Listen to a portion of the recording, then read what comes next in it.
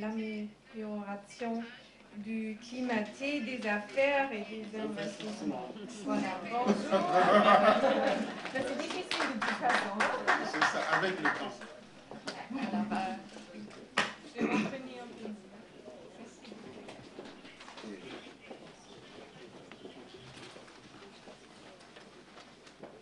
Bonjour à tous. Excellence, Monsieur le ministre, distingués participateurs. Au-delà des indicateurs du Doing Business, quelles sont les autres réformes qui sont en cours? Les facteurs de réussite du processus, et nous terminons par une petite conclusion. Depuis quelques années, la République démocratique du Congo travaille à l'amélioration de son environnement des affaires. Et cet engagement du gouvernement s'est traduit par la mise en place d'une structure dédiée qui est le comité de pilotage pour l'amélioration du climat des affaires et des investissements. Des actions et des réformes ont été menées pour assurer un climat des affaires attractif. Et grâce à ces efforts, la République démocratique du Congo est classée dans le rapport Doing Business 2015 dans le top 10 des pays réformateurs du monde. L'objectif des réformes qui sont menées, c'est pour simplifier les formalités, réduire les procédures et les délais, alléger le coût des opérations, garantir la transparence des procédures, éliminer les tracasseries administratives. Avec quelle stratégie? C'est d'impliquer les services qui sont concernés par les réformes, d'assurer une communication et un dialogue permanent et de continuer la vulgarisation auprès des administrations qui sont en fait chargées de la mise en œuvre de ces réformes. La méthodologie, c'est bien simple, on commence par recenser les difficultés qui sont rencontrées par les investisseurs, formuler des actions à mener avec des feuilles de route qui sont évaluées et qui sont adoptées par le gouvernement, et on élabore les mesures en impliquant les services concernés, et puis vient ensuite la mise en œuvre. Le CPCAI, donc, c'est une réforme clé qui traduit la volonté du gouvernement d'assainir l'environnement des affaires, avec pour mission d'identifier les obstacles, de définir la politique d'amélioration du climat des affaires, de faire accélérer la mise en place des réformes, proposer au gouvernement des mesures spécifiques et d'assurer le suivi de ces mesures sur terrain.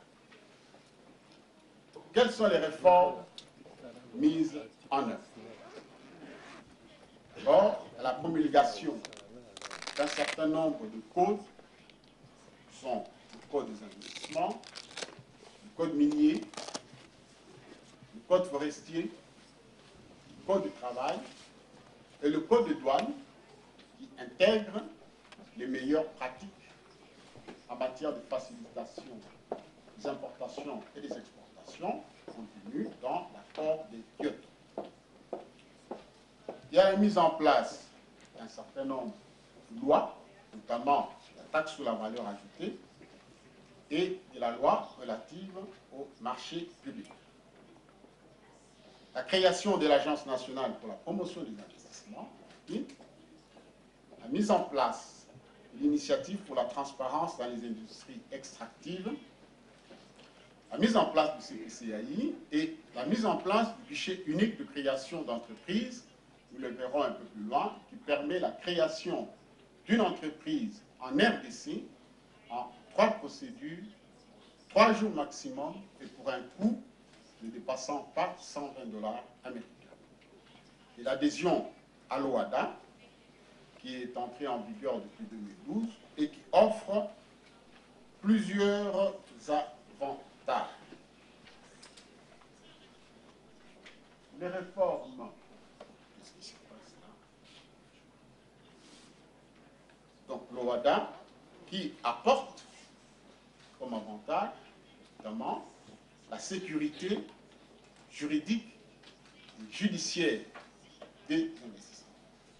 Parce que, avec l'OADA, la République démocratique du Congo dispose d'une législation moderne, des textes moderne en droit des affaires et il permet, ça c'est la sécurité juridique, parce que c'est des normes élaborées dans un cadre communautaire qui implique 17 États, donc ils ne sont pas sujets à modification, il y a une certaine prévisibilité statique.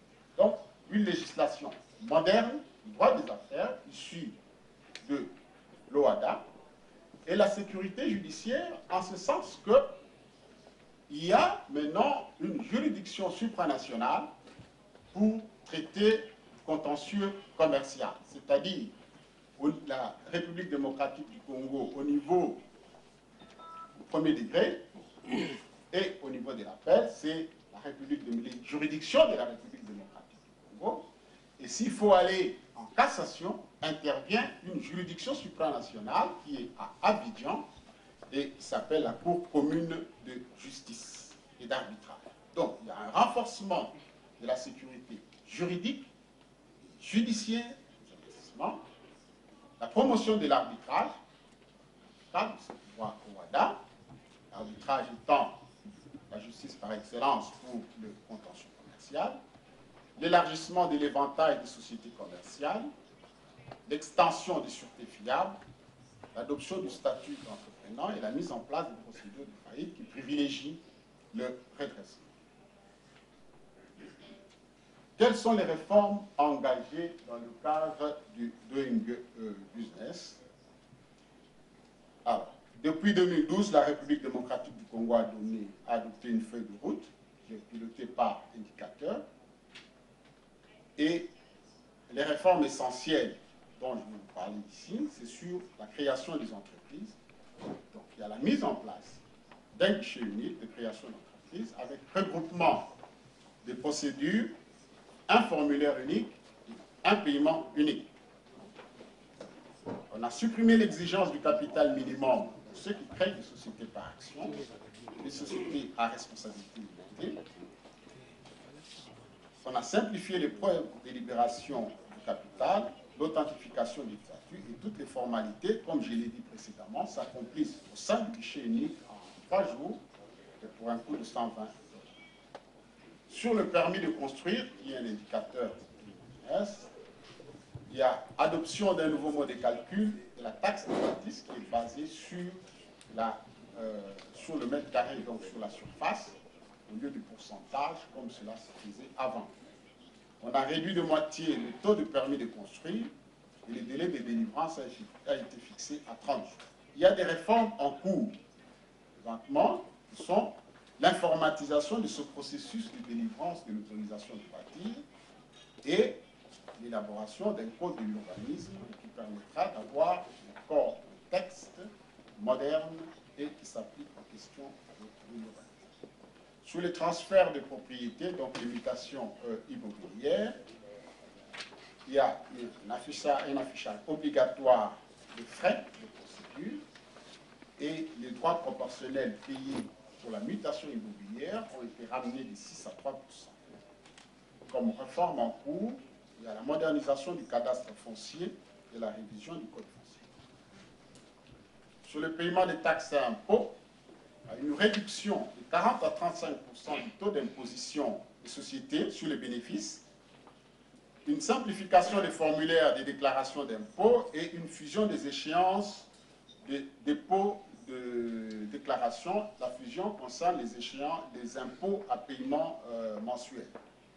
Autres réformes qui sont en cours, c'est une simplification et un regroupement des déclarations fiscales, une réforme des procédures fiscales et le recours aux nouvelles technologies de l'information par l'introduction de la télédéclaration et du télépaiement.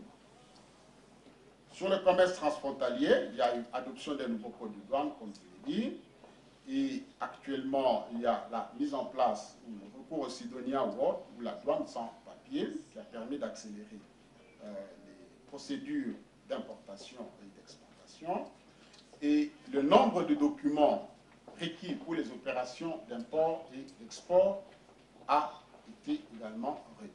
Sur le raccordement à l'électricité, il y a une simplification de la procédure des demandes, la suppression du paiement préalable de la caution, quand on veut obtenir un raccordement à l'électricité, la mise en disposition d'un formulaire de demande et tous les divers documents qui vont avec sont postés sur le site web de la Société nationale d'électricité. Et enfin, la libéralisation du secteur de l'électricité qui est en cours et que tout opérateur privé peut s'installer dans ce secteur et opérer, produire, transporter et distribuer.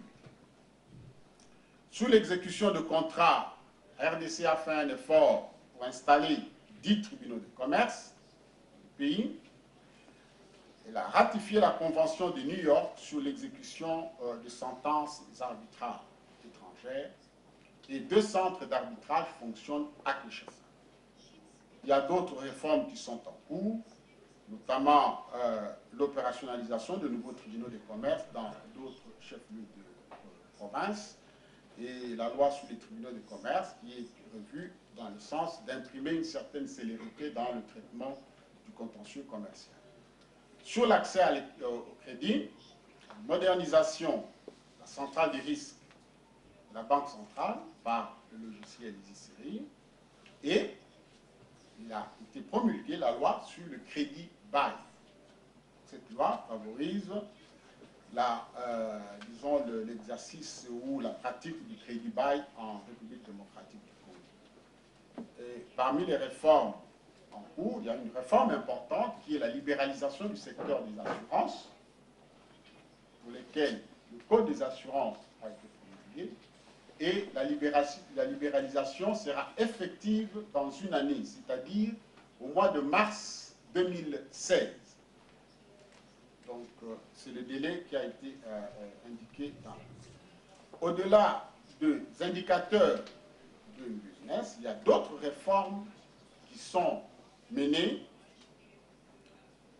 notamment modification du Code de la famille pour renforcer la capacité juridique de la femme mariée entrepreneur, la libéralisation de la fonction des notaires et du huissier de justice, l'implantation d'un guichet unique intégral pour les opérations du commerce extérieur et qui prendra en charge les opérations pré-dédouanement, des dédouanements et des post-dédouanements. Dans un projet de loi sur le partenariat public-privé, la réglementation de la concurrence et la mise sur pied d'un formulaire de déclaration de l'impôt professionnel sur les revenus et les cotisations sociales, se feront sur base d'un seul formulaire au lieu de plusieurs formulaires actuellement. Les facteurs de réussite du processus, il y a un leadership politique fort qui appuie ce processus de réforme de l'environnement des affaires en RDC, une appropriation institutionnelle, travail dans la durée, où les réformes ne peuvent porter leurs effets que dans la durée, l'implication des services publics et le dialogue avec le secteur public, le secteur privé qui se poursuit. En conclusion, qu'est-ce que l'on peut dire?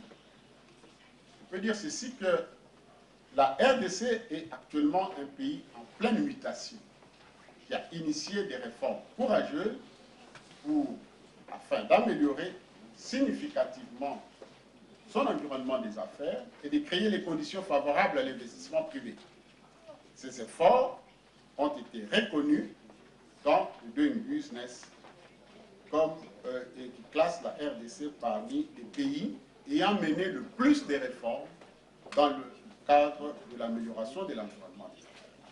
Ce que je viens de vous dire, c'est un résumé. Toutes les informations sont disponibles sur notre site web qui, je l'indique, peut être traduit en 50 langues, dont l'allemand.